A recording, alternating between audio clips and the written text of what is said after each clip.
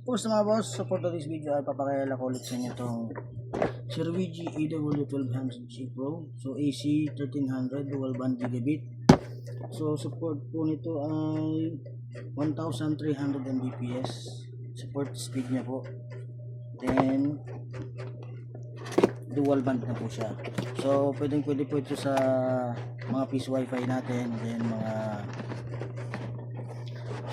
pwede rin pang personal, so router, additional router sa bahay. So maganda po siya. So ito po yung laman niya. Pakita ko lang sa inyo.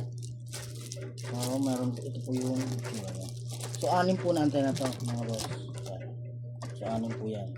Sa likod meron siyang 1 port tsaka 3 LAN ports. Andiyan na rin po yung kanyang yung terminal ng power. And then meron po siyang pairing na 1 seconds lang pag Ruigi to Ruigi na router ang gagamitin nyo. Then nandito na rin po yung reset button nyo. So 10 seconds nyo naman pag pipinutin yung reset button nyo pag gusto mo siyang i-reset.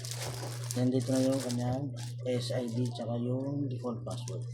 So meron siyang kasama warranty card tsaka installation guide. Then meron siyang kasama na 1 meter na LAN cable. So cat 6 po ito. Then meron siyang kasamang adapter. Ayan. So yan lang po yung laman ng box.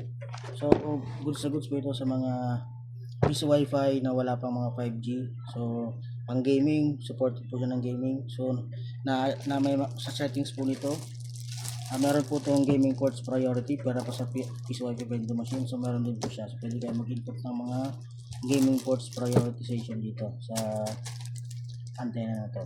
So good sa good lang po ito pang indoor. Pwede rin siyang gamitin pang outdoor, pero tatanggalin siya dito sa case.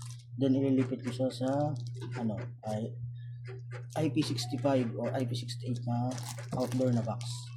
So sa mga nagmo-modify, so maganda to kasi talagang best po ano. So gumawa na rin ako nito, ginawa kong outdoor.